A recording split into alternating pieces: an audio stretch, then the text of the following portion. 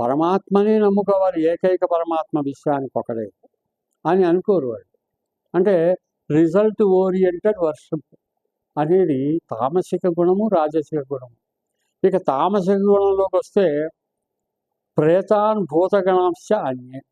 కొంతమంది దయ్యాల పూజలు, బలులు ఇవ్వడం, ఇంకా రకరకాలైనటువంటి ఏ మార్గమును మనము అనుసరింపకూడదో అటువంటి మార్గములలో షార్టెస్ట్ కట్, దగ్గర దారులు వెతుకుతారు. అది నిజానికి దగ్గరగా దారి కాదు, దేవుణ్ణి దూరం చేస్తుంది.